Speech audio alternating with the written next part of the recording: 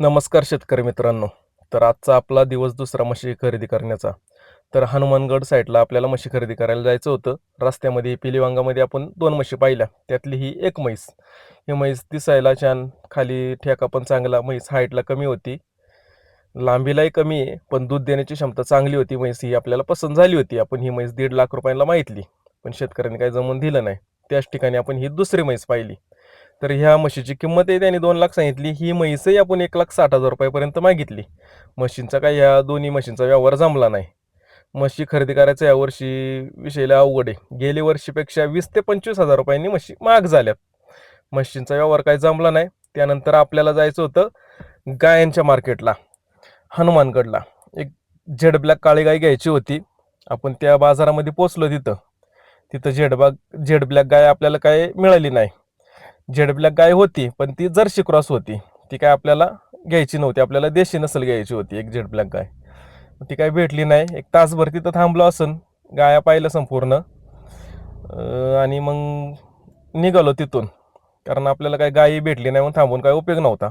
मग सुरतगडला जायचं होतं. सुरतगडला जाताना मध्ये रस्त्यामध्ये आपण एका गोट्यावरती थांबलो. तिथं 3 म्हशी होत्या. ह्या म्हशींच्या वेळेस मी लाईव्ह आलो होतो. लाईव्ह ही म्हैस मी 1,60,000 रुपयाला मागितली. व्यवहार काही जमला नाही. तो त्यांनी 2.25 लाख 2 लाख किंमत सांगत होता. त्याच्या गोट्यावरती 3 म्हशी होत्या. दुसरी म्हैस एक व्यवस्थित होती, ती पण त्या म्हशीची किंमत पण त्यांनी 2 लाखच सांगितली. म्हणजे शेतकरी काय मनाला येईन त्याच किमती सांगतो. आता शेतकरी कायचा व्यापारीच, व्यवहार काही जुळत नाही, म्हशी काही भेटत नाही. दिवसभर भरपूर हिंडलो, भरपूर म्हशी पाहिल्या, पण काही मनाला येईन त्या किमती सांगतात. आणि त्याच्यानंतर ह्याच गोट्यावरली तिसरी म्हैस होती. तिथे काय म्हैस आपल्याला पास नव्हती, तरी म्हणलं किंमत विचारावा. तर ह्या म्हशीची आपण किंमत विचारली. त्यांनी सांगितली 1,60,000 रुपये.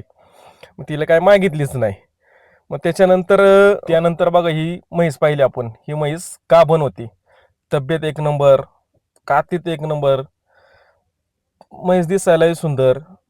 दूध देण्याची क्षमता तिची 17-18 लिटर होते. 16 ते लिटर 100% दिलं असतं, पण ती म्हैस गाभण आहे. तरी पण मला ही म्हैस पसंत झाली होती. म्हणलं ही म्हैस घ्यायची. ही जर म्हैस खाली असती ना, 100% घेतली असती. मी 1,70,000 रुपयाला ही म्हैस मागितली. तो 1,90च्या कमी देत नाही. म्हैस काय एवढी हाईटला मोठी नाही, पण लांबीला चांगली आहे. दूधही चांगलं दिलं असतं. नसलंही चांगली आहे, त्याची जात चांगली आहे. मेन म्हणजे म्हैस पास झाली होती, पण काही व्यवहार जुळला नाही. हीच म्हैस जर खाली झालेली असती ना, 1,001% ही म्हैस मी खरेदी केली असती आणि आणलीच असती. पण व्यवहार काही जुळला नाही. म्हणलं जाऊ दे, मुर्द्या गाभण कशाला रिस्क घ्यायची. मग त्यानंतर आपण दुसऱ्या गोट्यावरती गेलो. तिथं ही म्हैस पाहिली आपण आणि ही म्हैस खरेदी केली 1,50,000 रुपयाला.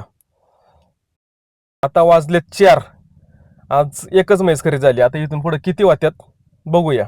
काय झालं तर व्हिडिओ 100% टाकीन. म्हशी खरेदी करायचं लय अवघड झालेलं आहे आता. आलोय म्हणल्या म्हशी खरेदी करून जाणारच आपण. 10 म्हशी घ्यायच्यात, घेणारच. पण सगळ्या म्हशी व्यवस्थित घेणार. भले म्हैस दिसायला लहान असू द्या, पण दूध दिलं पाहिजे आणि पुढं गाभण म्हशीची विक्री चांगली झाली पाहिजे.